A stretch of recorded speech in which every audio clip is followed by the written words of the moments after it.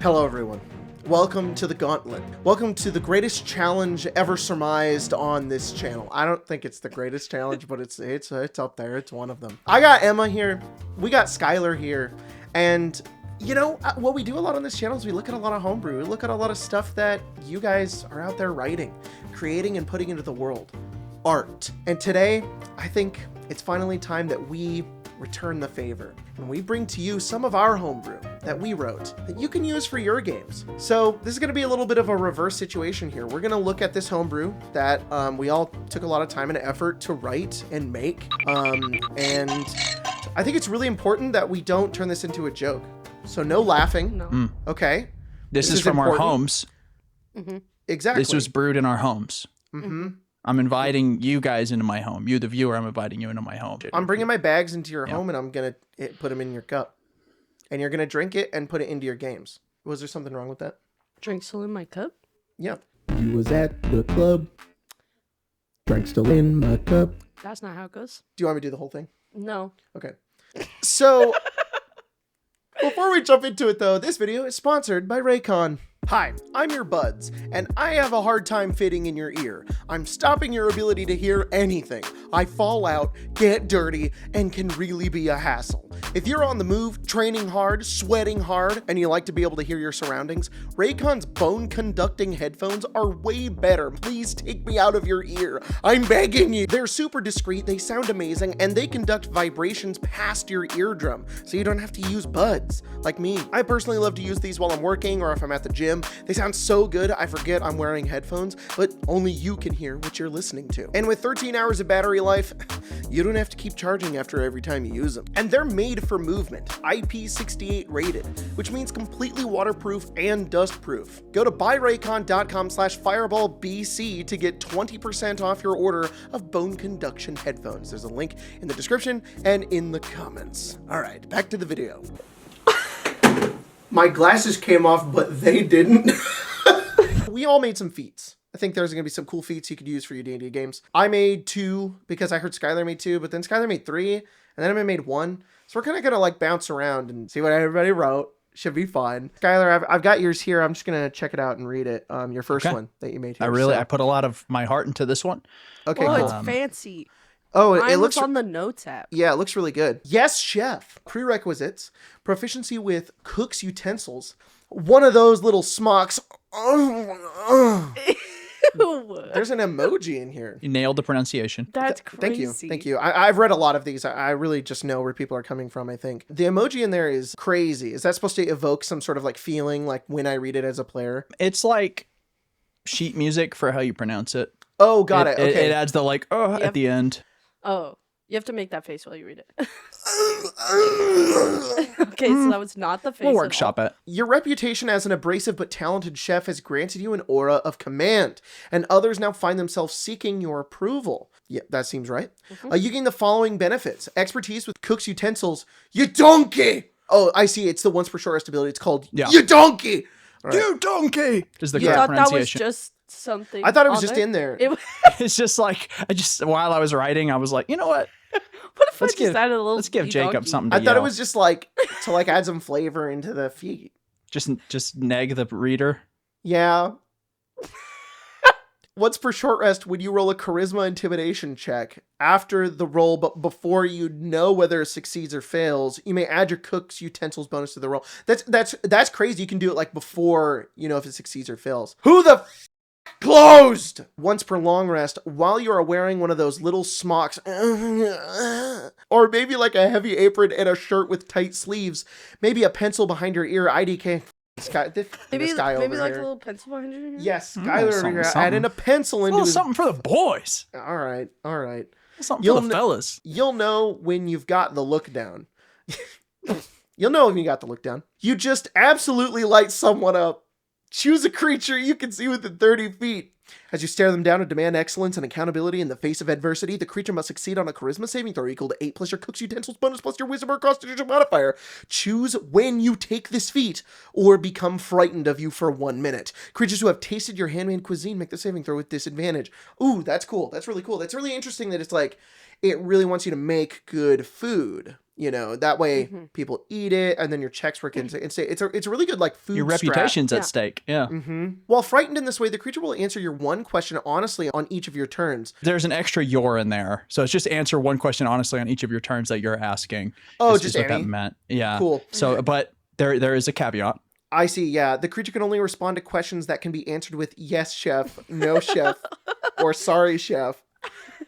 More complicated questions will cause the creature to freeze up as they fear misspeaking in your presence. Man, that's relatable. That's really relatable. The creature may spend an action to repeat the saving throw at the end of each of their turns, ending the frightened condition on a successful save. Any creature that succeeds on the saving throw is unaffected by who the f closed for the next 24 hours. This is really interesting, really good feat. I think it really adds to like, if you wanted to play more of like a chef character, like I want to be able to cast command, but I don't want to be a spellcaster. It's like a cool way to do that and demand respect from other characters. Yeah. Well, have you ever wondered like why do I think Gordon Ramsay's kind of hot? No. Next homebrew. Okay. That I think, You know, maybe I just started watching the fucking bear. I don't know. Maybe it's those eyes. I get inspired by a lot of stuff that I'm watching recently. As you can see with mine, I was really inspired by stuff that I've been doing and playing recently. Okay. I hope we don't apply this logic to mine. Okay, we'll really have an open mind when we get there. Okay. Finding the path again too. Finding. So, what are we? Some kind of Pathfinder 2?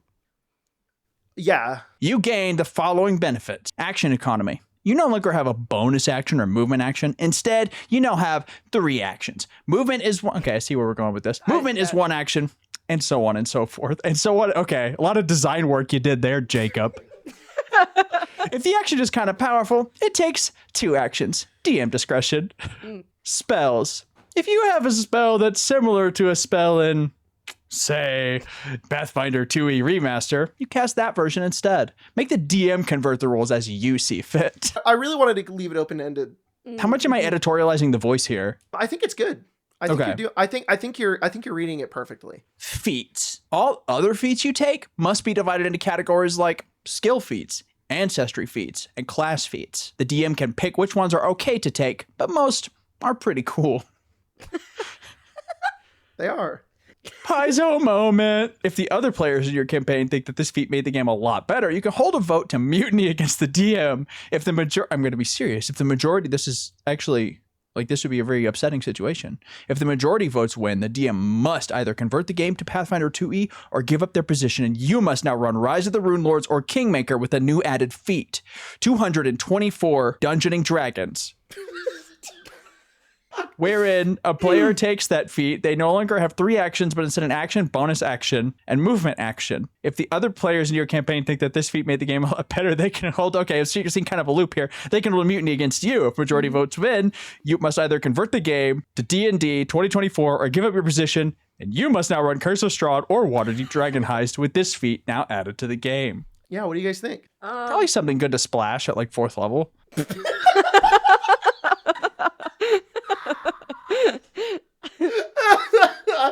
Ow, that hurt my head. Where'd you come up with this? What was your inspiration? I've been playing other games. Armored Core? Yeah, like Armored Core, and have you guys heard of Pathfinder? I like Nissan. We have an Altima, but we don't have any kids, so the Pathfinder seems like, I don't know, I'm kind of cool with the sedan. Have you ever wanted your Hyundai to be a Ford? Is this like a sex thing? No. If the DM thinks it's cool, then you can do it. But unless the players they want to do that, then like, what are you gonna do? Mutiny against the DM and make exactly. Make it freaky. Make it Freak Finder. Absolutely, yeah. Freak Finder. I should make that. I should write that. Yeah. My Freak Finder's going off. We got one, boys. Emma, you get to read this one. This next one that great. Skylar wrote. Oh, great. Interesting name here. Go ahead. This one's called Jacob Said It Was Cool. Wow, this is really funny because I almost wrote one that was just Jacob, and it was gonna just be all of your like worst traits. Dude, my worst trait? When you would fail an ability check, attack roll, or saving throw, or when you would fail to complete a task without a die roll via DM flat, Fiat. you may succeed instead. If Jacob said it was cool. If Jacob said it was cool. Yeah, if Jacob said it was cool. That was the end of the sentence. There's a period. Yeah. When you activate this ability, the DM may call, not text.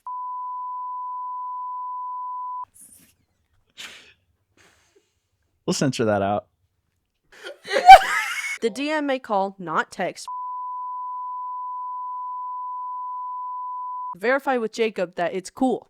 If Jacob That's my phone number. All right. Cool. If Jacob says it's not cool, you do not succeed on the declared role or task. Additionally, it means one of you is lying. That's a cool mechanic. That's a cool mechanic. I think this has a lot of really cool implications for the game. Mm-hmm. Yeah. This has no mechanical implications for the feat, but is not cool nonetheless, and may have lasting repercussions on your relationship with your DM and or Jacob. I see.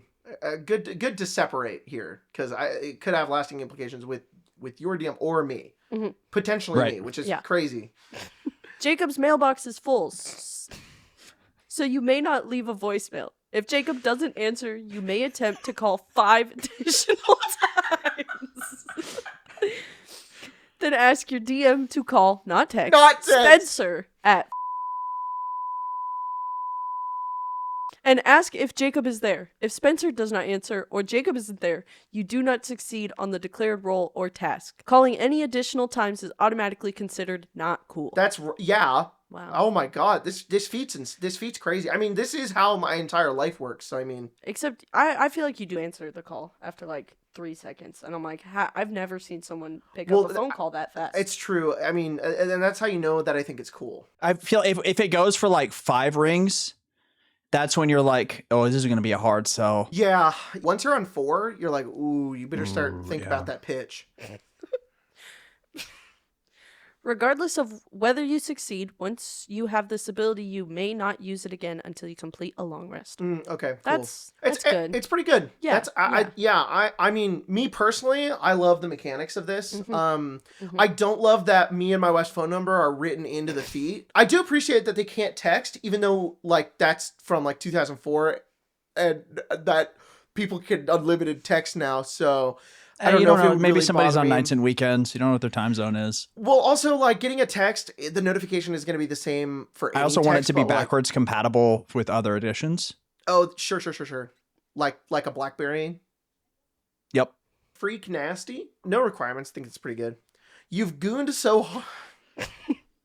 You've gooned so hard. You are now a nasty, disgusting, vile, repulsive, sick, shameful, foul, vulgar, heinous little freak. As That's one a is. responsible use of rules text real estate. You're now And a nasty, nouns. disgusting, vile, repulsive, sick, shameful, foul, vulgar, heinous little freak. I can't Oh tell my you what it God. really is. I can only tell you that you're a nasty, disgusting, vile, repulsive, sick, shameful, foul, vulgar, heinous little freak.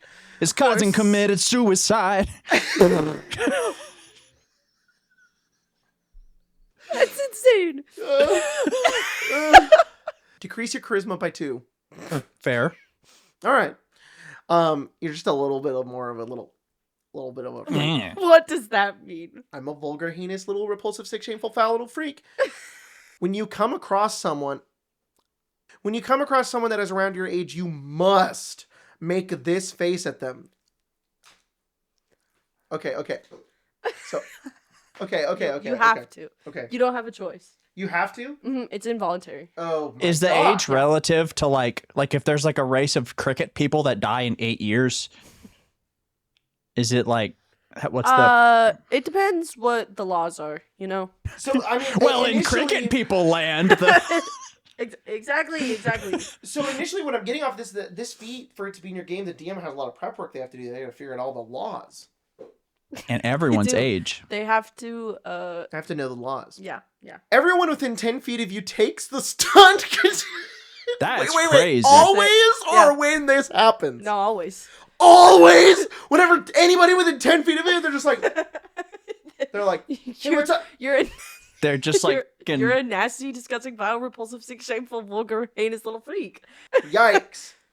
If enemies come within 5 feet of you, they immediately become so uncomfortable that they go down to 1 HP, but you can't be killed by a player with this feat. I would call that one edging, but I didn't write it down. Oh, well, it's a little bit. okay. Yeah, So it it's is like, a, it's like hit point edging. Yeah. Mhm. Yep. I will say, everyone within 10 feet of you takes the Scund. scund condition, right? the Yeah. scund. The scund? So how is an enemy? If an enemy's going to get within 5 feet of you, you've got to make that happen because they're not moving. They're stunned. That you walk within 10 feet. They're like, So, Yeah, I see. yeah. I see. I So see. This has been play tested. So somebody who gets within 10 feet of you stunned, but then if you get closer and they're an enemy, they're like, "Ah!" And then they go down to 1, Exactly. and you just Exactly. like slowly approach. you've them, got to and you're have a like this. team member to go behind and like clean up and deal that damage because you can't deal that Yeah. damage. Yeah. Who's going to want to hang out with you though? Nobody. Exactly. So this, I think, build works really good with like a ranged character. So they don't have to get up close to the freak nasty, and they can Or just, like the Phantom of the Opera. Mm-hmm. Like just someone in the rafters gooning up there to singing Yeah, about yeah. how awesome they are and how much all the Chads suck. Yeah, exactly. And then a chandelier falls on everybody who's stunned. Yep. Masquerade. Cool. You want to read my Yeah. next one? Wait, would you guys take that feat? Oh yeah. I mean, this is unbelievably powerful. If you ran a game and I had this, I would be. I don't even really care about the charisma debuff. Like, even if I wanted to play like a sorcerer, I wouldn't mind being down like to an 18. That would not be that big of a deal. So, I mean, I think what I do is pay the 1 silver piece a day to get an unskilled hireling, train them in freak nasty because I've got all the scrolls Yeah. for that. Yeah. Just really get them gooning. Like Yeah, from just game get one. it. Just get them doing it. You leave them in the portable hole. Leave them in the bag of holding. Just bring them out when it's time to use their special aura. Emma, this feat's really good. I think if you ran a game, I would take it. It's pretty well designed. Cool. Great. Um, I think that feat would just be awful for your DM. Just incredibly awful. Yeah, And literally everyone else. freezing everybody at all times. So yeah, if you come and you have that, do you lose the feat?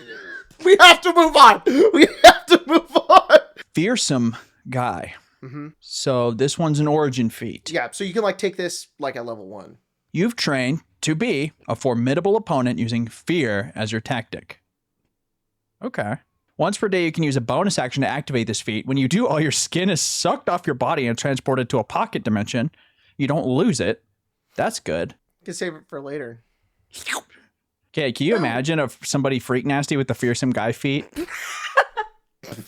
Just keep reading. All creatures within 10 feet of you are grossed out. DC 20 con save. For each second you exist like this, you take 1d6 pain damage, and also you can't do anything except moan. However, you can spend an action to raise your hands above your head, a la nanny nanny boo boo, and say the words absolute freaky. If you do, all grossed out creatures can either fall unconscious or run away forever. If you perform this action, roll a d100. If you roll a 1 through 100, you fall dead. So I'm going to ask, between you and Emma, how do you decide who gets the brain cell every day? I literally don't. I don't know how goes this back and happened. forth. I read yours and I was like, I can't believe we wrote the same fucking feat. We weren't even in the same room when No, we wrote them. literally not. And I think the biggest difference like between ours is that like the disgustingness of yours comes from like the outside. It's like a sin that creates the freak nasty, while mine comes from the inside. It's what if you don't have your skin. What are you? Yeah, like you're a freak, but you are a fearsome guy, really. So less freak nasty, more like I hate that. I do fearsome guy. Let's move on. This last one is the most mechanically complex and longest to read. This is really good feat, Skylar. I like the name. Okay, Popeye's basketball punch. Prerequisites, at least 4 levels in fighter, monk, or barbarian. Reliable access to spinach. Proficiency with vehicles, water. Okay. You're gone off the spinach. Your unyielding might transcends logic and inflicts your will upon your foes, as seen in Popeye meets Hercules 1948. When you hit a large or smaller creature with your unarmed strike, after you deal damage, you may spend a bonus action to consume 1 serving 1 pound of spinach. If you do, the target must succeed at a Constitution saving throw equal to 8 plus the ability modifier used for your unarmed strike plus proficiency bonus, or be transformed into a 29.5-inch circumference Wilson NBA standard basketball filled with 8.5 psi pressured air until the end of your next turn while the creature is a basketball. The thought of going to like a villain and they're like, what will you do? And then boom, boom, boom, boom, boom. Start fucking Come dribbling. on and slam. Yeah. While the creature is a basketball, they are blinded, deafened, and incapacitated. The basketball has 3d6 hit points, an armor class of 13, and immunity to non-magical bludgeoning damage. That's right. That's really good. That's really good game design. If the basketball's hit points are reduced to 0, the transformation ends early. If the transformation ends, then this way, any damage exceeding the basketball's remaining hit points is dealt to the target when transformation ends, much That's like cool. Wild Shape or Polymorph. Yeah. Until the transformation ends, you may substitute one of your attack rolls to attempt an athletics check, tossing the basketball into a hoop, box, or barrel, or other appropriately sized nook, with the DC set by your DM before you roll the check. I like that this is incorporated, because if I did this, I would want to, like, dunk Strahd. Like, I'd turn Strahd into... Keep reading.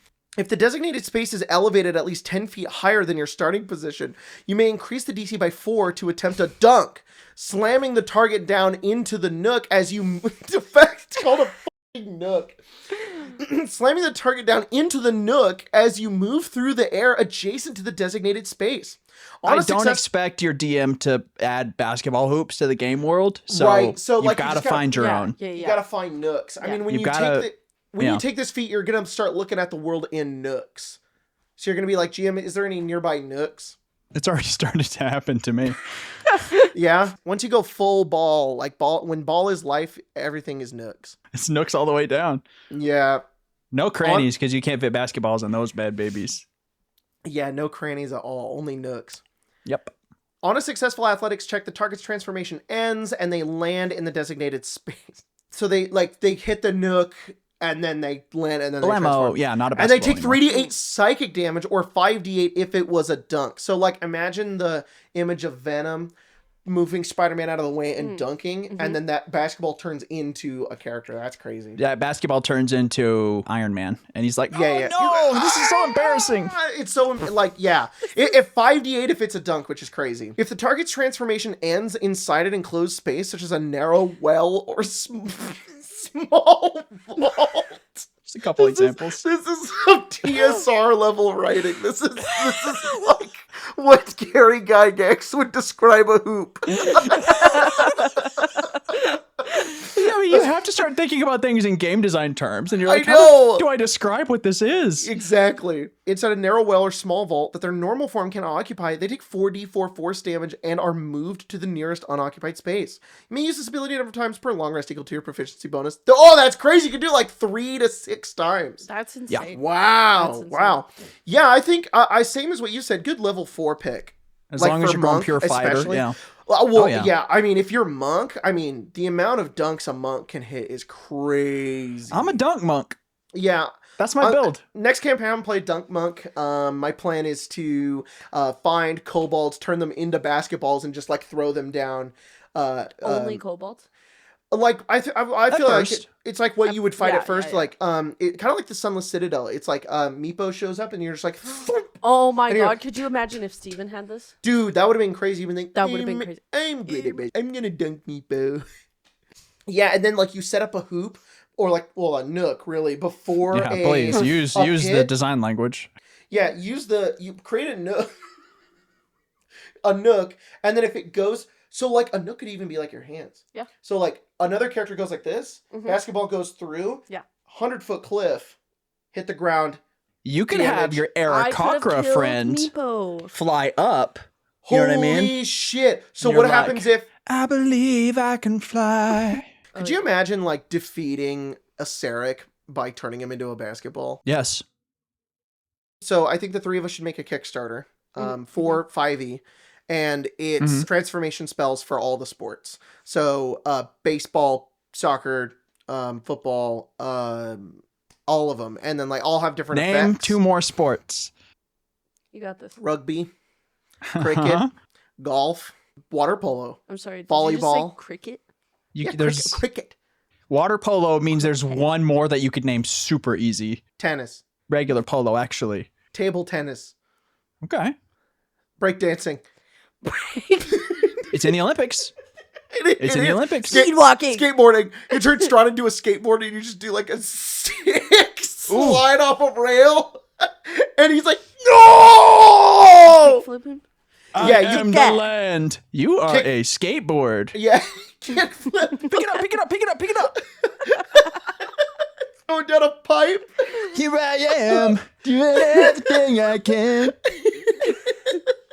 Imagine turning the end of Curse of Strahd into like a volleyball game. Yeah, yeah. The volleyball version would be like you've got a bump set spike. Yeah. You know what I mean? yeah. So it's like And the bump, like if you miss, it's not going to deal any damage. So you actually have to be kind of good at the sport in order for it to do more damage. So I actually think that's my one criticism with Popeye's Basketball Punch is the spinach part I don't understand at all, but the I think if you hit did a you dunk, even watch 1948's Popeye Meets Hercules? I was born in 2010.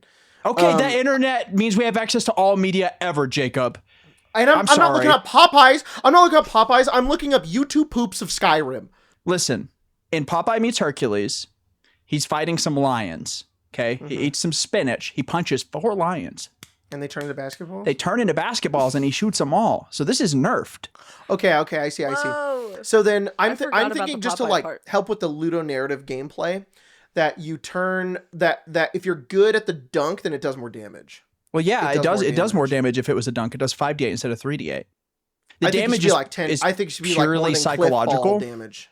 That's I mean, so crazy. like I also this is in like Kim Jong Il's basketball rules. He has a whole alternate. You should read about that. It's crazy. I think dunk should be worth more points, and that is where me and Kim Jong Il, the late Kim Jong Il, You believe that? we have some shared beliefs. That's one of Okay. them. Cool. I think dunk should be worth more points. All right. I think if you get a hole in one in golf, it shouldn't just be like however many under you are on par. I think it should be like a bonus -5. Like, yeah, Yeah. golf is like Thaco, where low is better. Yeah, that's right. Yeah. I think this would be a really cool idea for like a campaign. Just how many villains can you turn into basketballs? Sports Illustrated presents Turning the D&D villains into basketballs. Oops. They're all balls now. Oops, that we put a basketball court in Ravenloft. That time I was turned into a basketball in the height of my power and dunked through my own nook. I want to read that one. Actually, a big secret that a lot of people don't know is that at the very top of Castle Ravenloft is The highest spire. There's just a basketball hoop, yeah. And Strahd is like, no one must know. Whosoever shall dunk in the big hoop inherits all of my power. It's our last Daggerhead episode, and the last thing you need to do isn't go to Strahd's cast. It's just Bistro. It's Bistro, and he's like this. Y'all ready for this? Wham bam, thank you, ma'am. Get on the floor and jam. Well, guys, this was good. I think hopefully you guys can use some of this homebrew in your games. If this is something that you want to like use, I genuinely think all of these would be really fun. Maybe if like a little bit of tweaking depending on your type of game. But yeah, have fun in your games. Turn creatures into basketballs. Get freak nasty. Turn it into Pathfinder. You know, whatever you don't want to do. These are role playing games, and they're just a lot of fun. So you can just kind of do whatever you want.